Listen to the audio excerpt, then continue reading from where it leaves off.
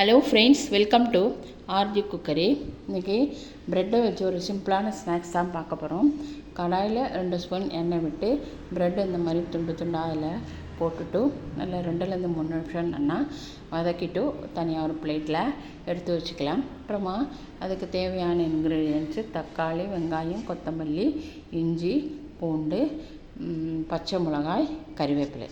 கடாயில் 2 ஸ்பூன் எண்ணெய் விட்டு 1/2 ஸ்பூன் கடுகு, 1/2 ஸ்பூன் ஜீரகம், 2 வெடிச்ச அப்புறமா கறிவேப்பிலை, பச்சை மிளகாய், இஞ்சி, வெங்காயம் எல்லாம் போட்டு நல்லா 2லேருந்து 3 நிமிஷம் வதக்கிட்டு நம்ம நறுக்கி வச்சுருக்கிற தக்காளியும் போட்டு அதையும் கூடி கொஞ்சோண்டு ஒரு 1/4 கிளாஸ் தண்ணி விட்டு நல்லா வதக்கிக்கணும். இப்போ அதுக்கு தேவையான உப்பு, கொஞ்சம் பெருங்காயப்பொடி, 1/2 spoon red chilli powder, 1/4 spoon மஞ்சப்பொடி, 1/4 ஸ்பூன் தனியா பொடி எல்லாம் போட்டு நல்லா தக்காளியும் வெங்காயம் நல்லா குக் ஆகிற வரைக்கும் நல்லா வதக்கிட்டு அப்புறமா முன்னாடியே நம்ம ஃப்ரை பண்ணி எடுத்து வச்சுருக்கிற அந்த ப்ரெட் பீசஸும் அதில் போட்டு அப்புறம் திரும்பியும் நமக்கு ஒரு 3 நிமிஷம் இல்லை 4 நிமிஷம் சிம்மில் வச்சு நல்லா வதக்கி எடுத்தாச்சுன்னா ஸ்நாக்ஸ் தயாராகிடும்.